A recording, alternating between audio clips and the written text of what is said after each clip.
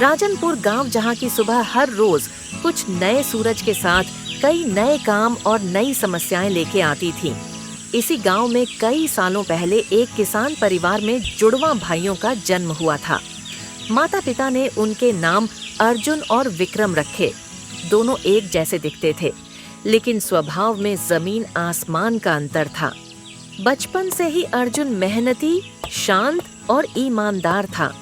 वह हमेशा सच बोलता, चाहे परिस्थिति कितनी भी कठिन क्यों न हो। दूसरी ओर विक्रम चंचल, चालाक और स्वार्थी था। उसे मेहनत कम और लाभ ज्यादा पसंद थे। दोनों के स्वभाव में अंतर बचपन से ही सामने आने लगा। जब खेतों में काम करने का समय आता, अर्जुन पूरे मन से पिता का हाथ बंटाता, जबकि विक्रम बहाना बनाकर इधर उधर भाग जाता।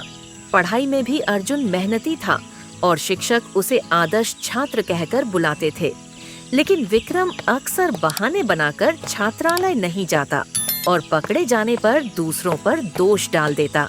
माता पिता कई बार समझाते, अरे विक्रम, जरा कुछ अपने भाई से सीख। जब देखो तब कोई ना कोई कांड करके आ जाता है। अब तो मैं भी लोगों को समझाते समझाते थक गया हूँ। तू कभी सुधरेगा भी या नहीं? वे कहते कि जुड़वा भाइयों को मिलजुल कर रहना चाहिए, पर विक्रम को यह बात कभी समझ नहीं आती। उसे लगता था कि दुनिया चतुराई से चलती है और ईमानदारी केवल मूर्खों का गुण है। दुनिया में अगर जीना हो तो सीधा साधा होके नहीं जिया जाता। कुछ अपने बारे में भी सोचकर जीना चाहिए। भाई, सच्चाई का रास्ता कठिन जरूर होता है, पर अंत में जीत उसी की होती है। ईमानदारी से कमाया हुआ धन और इज्जत ही जीवन की असली पूंजी है, वरना ऊपर जाके क्या जवाब देंगे? ऊपर का ऊपर जाके देखेंगे। अभी तो हम नीचे हैं ना, तो इधर के मजे लेने दो।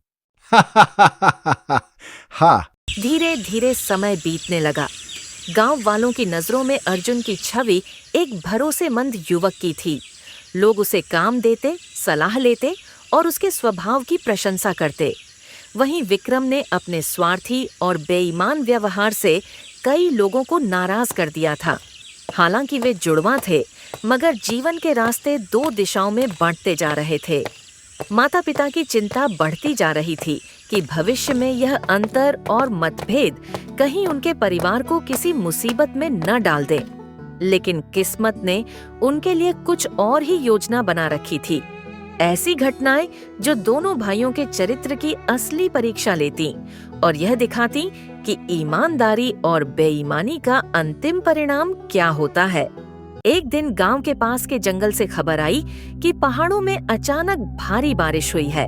इससे जंगल की नदी उफान पर है और पानी गांव की ओर बढ़ रहा था। गांव के सरपंच ने सभी को इकट्ठा कर कहा कि हमें बांध की मरम्मत तुरंत करनी होगी, वरना रात तक पानी खेत खलिहान सब बहा ले जाएगा। सब इकट्ठा हुए और अर्जुन हमेशा की तरह स्वेच्छा से आगे आया। उसने उपकरण उठाए और बिना समय गंवाए काम में लग गया। विक्रम भी वहां मौजूद था, लेकिन काम करने का उसका कोई इरादा नहीं था। उसे लगा कि अगर मैं मेहनत करूंगा तो गांव वाले तो बस धन्यवाद कहेंगे, लेकिन अगर मैं इस मौके का फायदा उठाऊं तो शायद कुछ और हासिल हो सकता है। मरम्मत के दौरान अचानक किसी ने बताया कि बांध के पास एक पुरानी लकड़ी की पेटी मिली है, शायद पानी के साथ बहकर आई है।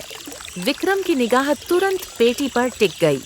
उसमें से धातु की चमक झलक रही थी। वह जान गया कि इसमें कोई कीमती चीज हो सकती है।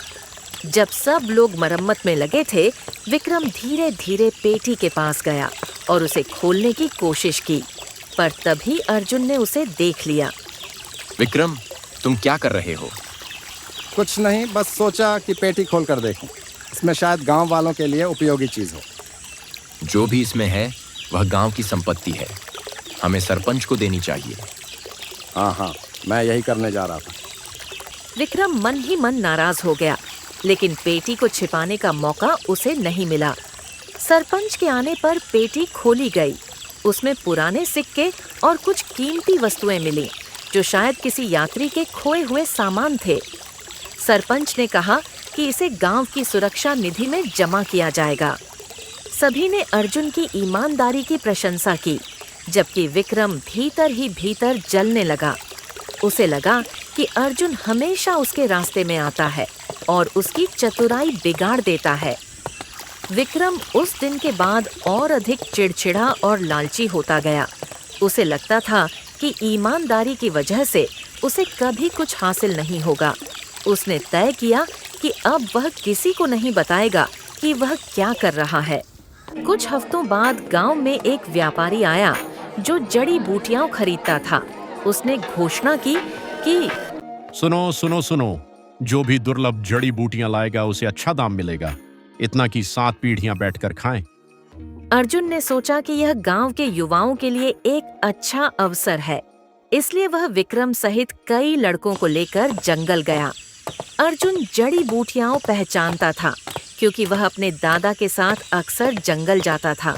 उसने सबको सही पौधे पहचानना सिखाया, लेकिन विक्रम का इरादा कुछ और था। उसे एक ऐसा पौधा मिला जो दिखने में दुर्लभ था, लेकिन वास्तव में जहरीला था।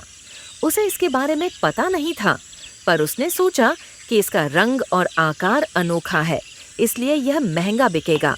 उसने उस पौधे को जल्दी से अपने थैले में छिपा लिया और अर्जुन को दिखाए बिना गांव लौट आया। अगले दिन वह सीधे व्यापारी के पास गया और पौधा दिखाया।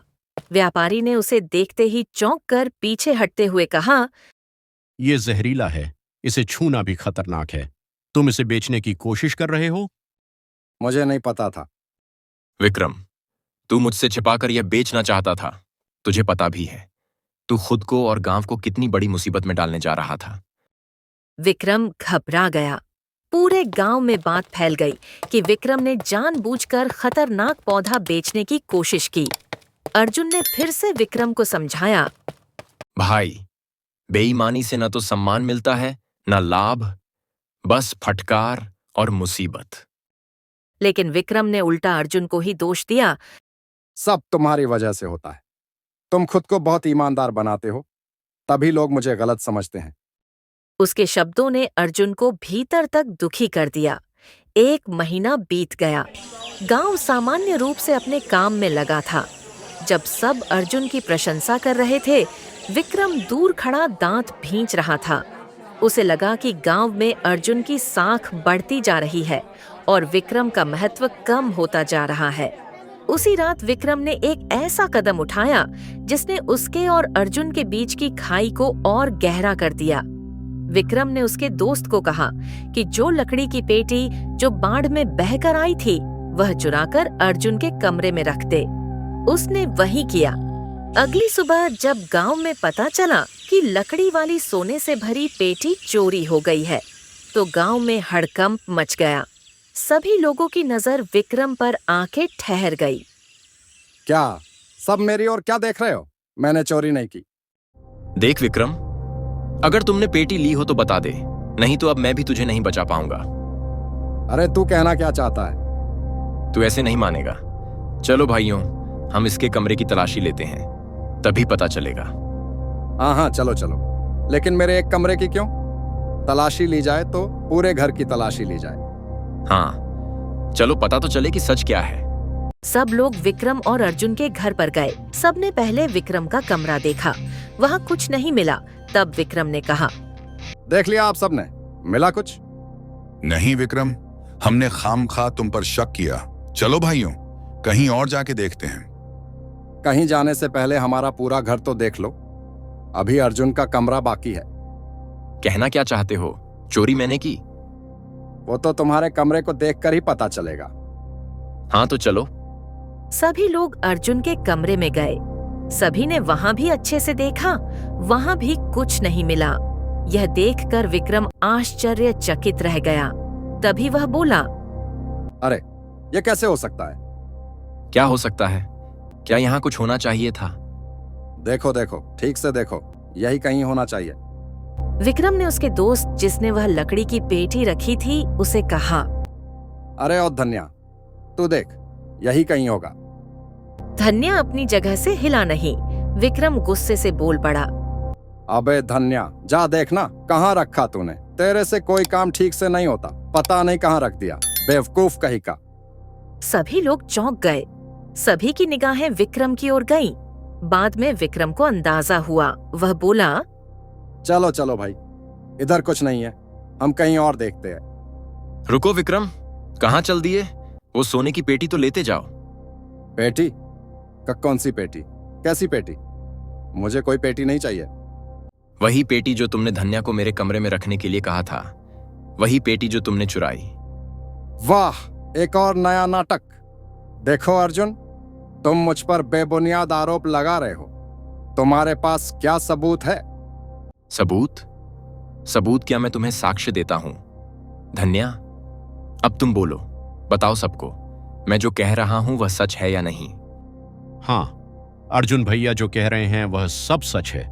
मुझे विक्रम ने कहा था कि पेटी चुराकर अर्जुन भैया के कमरे में रख देना, ताकि वे अर्जुन भैया को चोर साबित करके गांव के लोगों की नजरों से उतार सके। मैंने ऐसा ही किया। मैंने पेटी चुराकर धीरे से अर्जुन भैया के कमरे में रख दिया। जब मैं उनके कमरे गया तब वे सो रहे थे, लेकिन जब मैं पेटी रखकर निकल रहा था तब वे जग गए। उन्होंने मुझसे सब पूछा। मैंने उन्हें सब सच सच बता दिया। फिर अर्जुन भैया ने मुझे जैसा जैसा करने को कहा, मैंने वैसा वैसा किया। विक्रम, तुम इतना गिर सकते हो? मुझे विश्वास नहीं होता। मैंने तुम्हें हमेशा नैतिकता और ईमानदारी से जीना सिखाना चाहा। तुमने हमेशा मेरे हर शब्द को गलत समझा। अर्जुन, मुझे माफ कर दो। मैंने ही तुम्हें फंसाने के लिए यह सब किया था, क्योंकि मैं तुम्हारी बढ़ती प्रतिष्ठा से जलता था।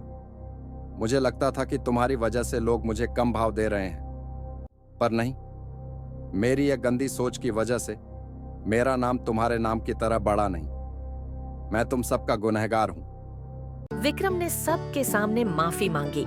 मुखिया जी ने उसे हर रोज 1 महीने के लिए जंगल जाकर औषधियां लाने को कहा, जिससे लोगों की मदद हो सके। तब से विक्रम का जीवन पूरी तरह बदल गया।